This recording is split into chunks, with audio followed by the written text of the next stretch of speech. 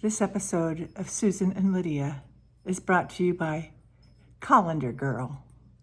That is what I am going to be called, Colander Girl. I am not a woman or a miss or a mister or a Sasquatch. I am Colander Girl. Remember that, because I identify with what I want to be, a colander. Don't get that confused with a calendar. The world's nuts. It's morning. Scrubbing my teeth, I'm combing my hair, putting on a bit of a face. Not much. I need to put a little bit of powder on. It's a little bit different than powder. I think it has putty in it a bit. It just feels good when I put it on. I just started doing this recently. Little blush to differentiate my cheeks from my jowls. That works. A little more. That's all she wrote, folks. That, and let's see. I'm doing, whoops, this lipstick. There was this girl that I watched, it's a video.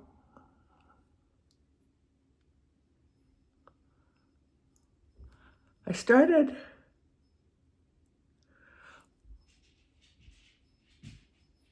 watching it during the pandemic. It was sort of a nice getaway. She lived in Positano, Italy. Okay, where did I just put the lid? Oh, this is where the vision comes in. Hey, look who just came in. Winston, he did. Hey, he's coming back now. Okay, hey, little buddy. There he is. Back to the video thing. It was really fun to watch because Positano is a lot different than in South Carolina and Ohio. Getting up now, heading to the other room. But then, let's see, walking in the living room to open the blinds. What I'm getting at, I'm trying to see if this even makes the video.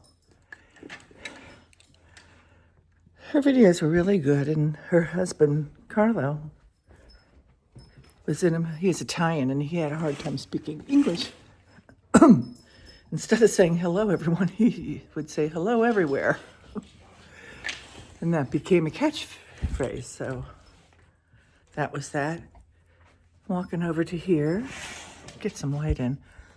Look at it outside. Want to go potty? Okay, this is the morning ritual, folks. The routine. This is the calm before the storm, really.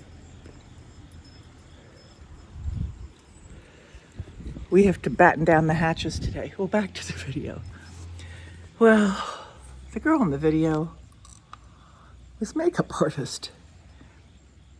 And I've watched them for several years now, probably 4 years, I guess. And she's pretty boring. I like Carlo more. And she started her own video again now with just her, because I think she wants to be more of an influencer and she liked the spotlight. So the other day I was watching her video, her new one. I've watched a couple of them just because. Ooh, it's like watching paint dry, like this. She gave one, because she's a makeup artist, she was doing a makeup tutorial, sort of, to show how she puts up on her makeup. So here's the thing. She used to do the makeup for some TV shows and in weddings. And that's fine and dandy, but Nick worked at Avon for 30 some years in processing and new product development and chemistry and all sorts of stuff like that. This light is bright. I'm going to turn it off. I learned early on in his career, makeup has a shelf life, and you don't want to keep it, maybe no longer than a year, maybe less, because it can grow bacteria. And this gal, I'm walking around the house now, was showing some of her makeup that she has and still uses that's like 20 years old.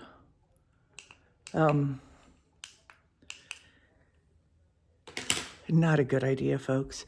If you take away anything from this video, it's do not use old makeup. It's not good. So I'm going to turn the hot water back on to get my tea. I'm going to sit down for a second. I don't even have my tea made yet. I'm doing this in bits and pieces. But last night I called one of my friends from South Carolina, where we used to live, Yamini. She was probably my favorite person down there. Not probably, she was my favorite person. She was an Indian gal, and in her early 30s, and we would exchange food and all sorts of stuff. And she was curious, and I was curious, and we just loved talking to each other. So I called her. Normally we just text. I called her because I knew that the hurricane was going to be going. They were getting drenched because my son lives down there too, and they were supposed to maybe get like 10 inches of rain. And so I talked to her last night, which was great. Schools are closed today. Yeah. But Nick just told me that apparently the eye of the hurricane it went over Clover, which is where we lived. So I don't know what's gone on down there, so I might give her a call today. But we are going to get bad weather today, later today, this evening. I have to stack and lay down stuff that's outside. I see the umbrellas blowing a bit already. I'll probably take that out and put it down. Just make sure things that can fly don't. And we're going to be charging all phones and iPads, laptops. I don't know. I haven't watched the news, so I don't know what's happened down in Florida. But I'm going to go make my tea, and I'll be back in a few minutes. Bye-bye. Yesterday, when I was listening to my Victorian Secrets on my walk, it was funny.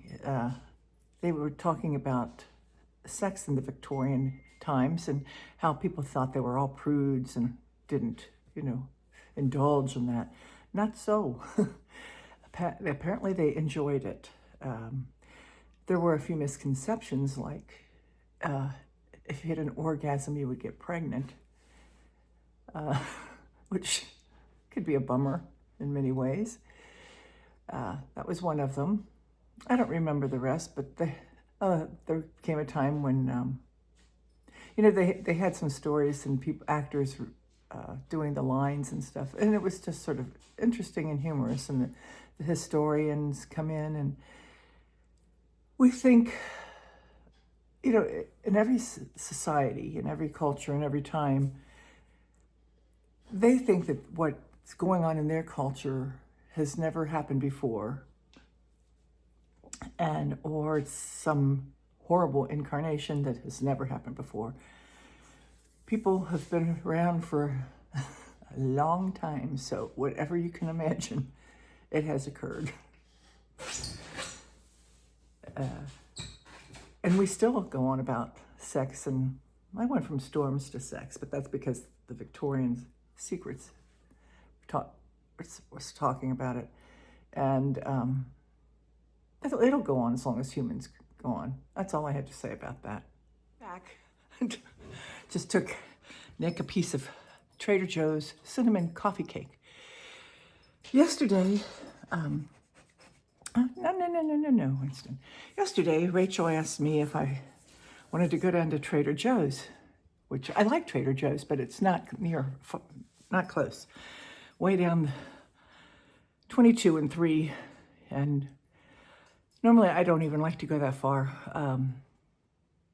So I said, no, probably not. Thanks anyway, because I'm not a shopper. She likes to shop. She's really good at couponing. A master at couponing. So I thought about it, and Winston and I were going to go for a walk on the bike path. Nick was dropping us off. Hello, little buddy. And I thought about it, and I thought, I should just go. Spend time with Rachel. Trader Joe's, yeah, I like Trader Joe's, but it was just, I could tell she wanted me to go and spend some time together. So I called her and said, sure, I'll go. And she was glad. And I said, Nick's dropping me off at the bike path with Winston, and then he'll come and pick Winston up, and you can come and pick me up, and we'll go to Trader Joe's. Cinnamon coffee cake. Tasty. Ceylon tea. Don't mean to be rude eating this in front of you. I just, still in my mouth. Okay, good. So she picked me up from the bike path. We walked 2 miles. Winston, that's the last 2-mile walk for him. Last night, actually, he's a little tiny bit wet. I'll have to dry him off. He loves to get dried off. We have those vinyl wood-like floors, and he's good on the carpet, but he was laying on the floor, and he couldn't get his legs. It kept slipping out, the back hind legs, to get up. So I got up and I sort of helped them, but he can't do those walks anymore. Then I was thinking about, I can go to these places that are really,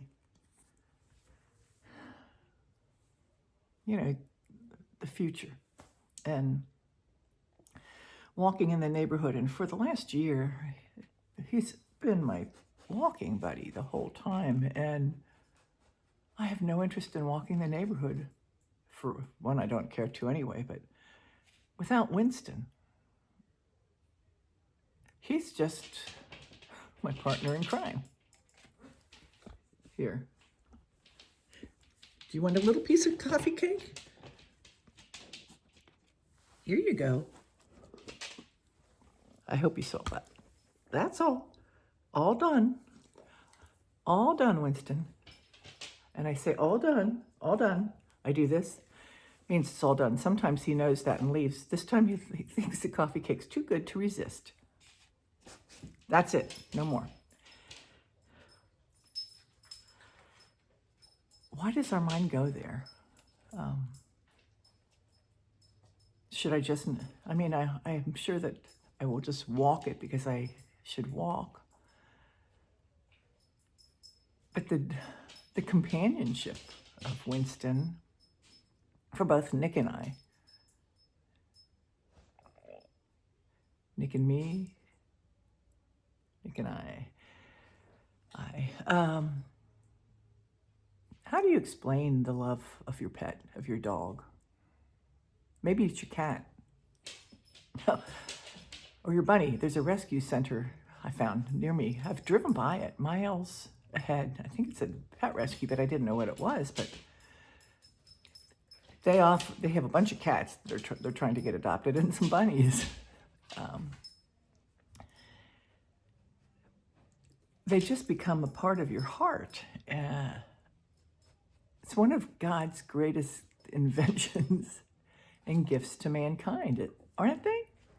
Dogs, and perhaps your cat or your pet.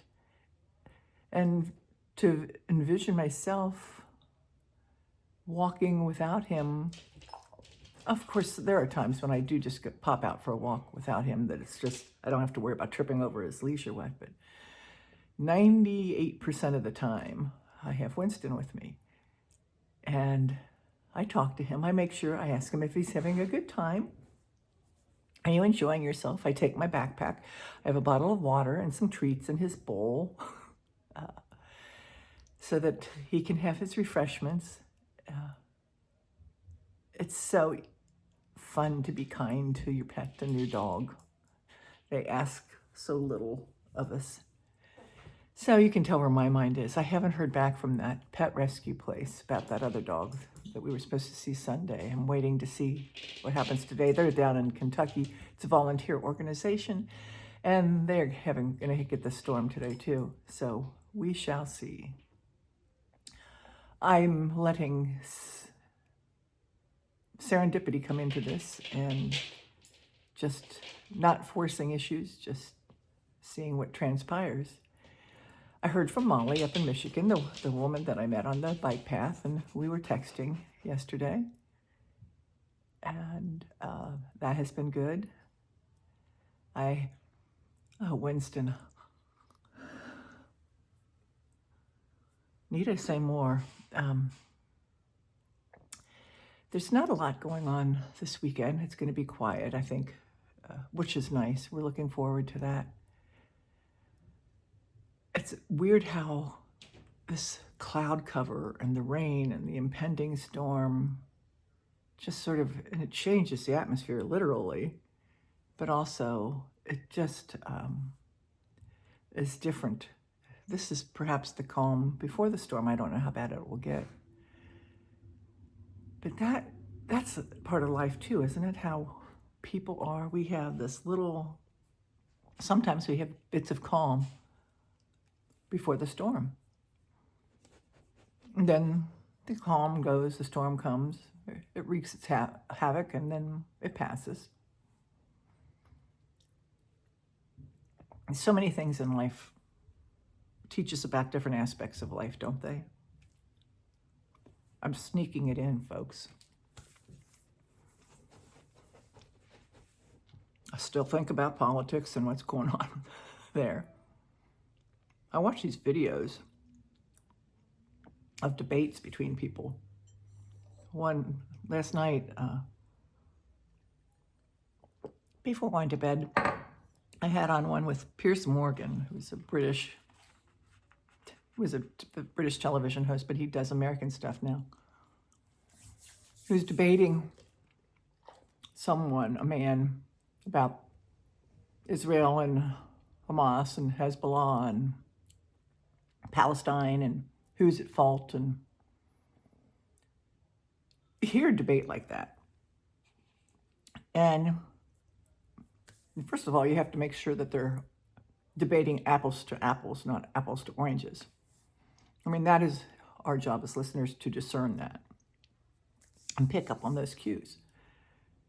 But whereas Piers Morgan was seeing Israeli people fighting for their survival and doing this, what is now a war, in retaliation, in response to the attack by Hamas, the man he was arguing with said that has always been Israel who has been the invader and the cause of problems for being on the land. And he mentioned different aspects from his perspective. He was irate that 500 people in Lebanon had been killed, as was Piers Morgan. They were both trying to justify their position. And that's where it gets real tricky, because that's where you get into the history. You know, I've mentioned I like history, fascinated by it, and that's why it's important not to rewrite history. You can have different versions of it, yes, but don't rewrite it just for your agenda for now, because even history has different perspectives. As I said, the winners have one, losers have one, and then there's the one that's in the middle, whatever. But you get into a debate like that, and it's not going to get solved. You're not going to have an answer that satisfies either party, most likely. all you can do is agree to disagree, and which is pretty much the nature of our politics now.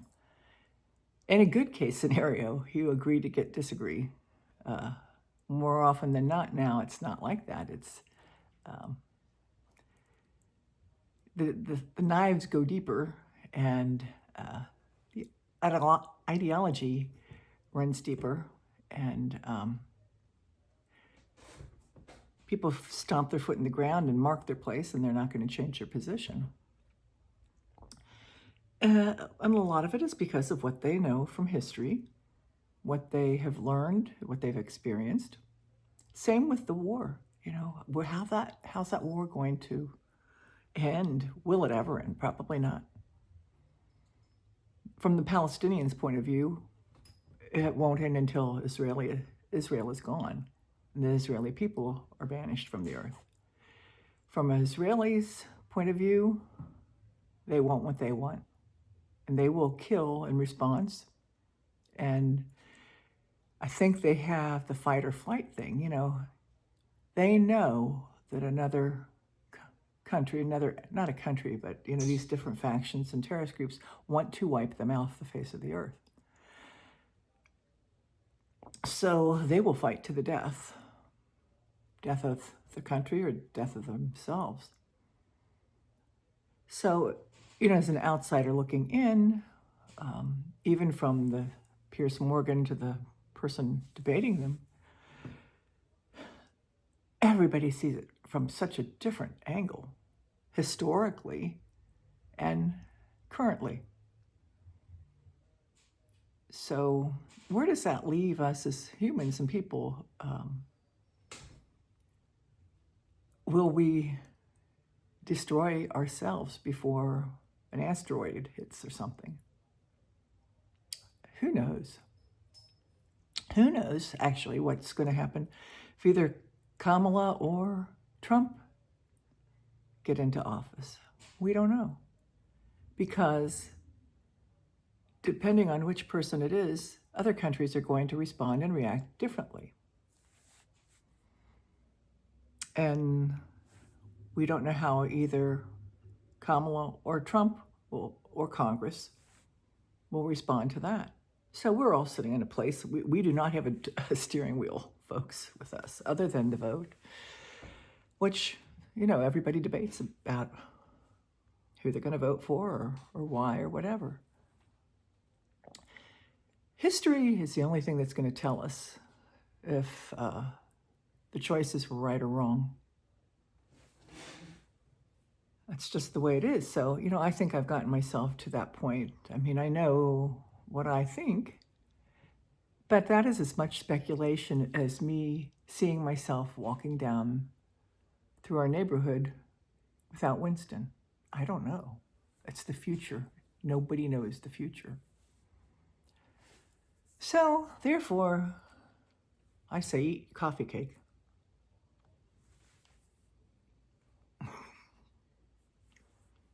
Drink tea. Batten down the hatches. I need something to drink.